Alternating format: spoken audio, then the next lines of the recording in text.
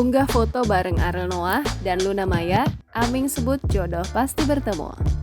Artis peran Aming Supriyatna Sugandi atau biasa dikenal Aming mengunggah foto bersama Luna Maya dan Ariel Noah di Instagram miliknya @amingisback. Tentu saja foto tersebut langsung mengejutkan warganet. Dalam foto itu tampak Aming berada di tengah-tengah antara Ariel dan Luna Maya. Aming terlihat memasang wajah serius, sementara Luna Maya dan Ariel melempar senyum. Foto itu rupanya diambil dengan gaya selfie dari tangan Ariel Noah.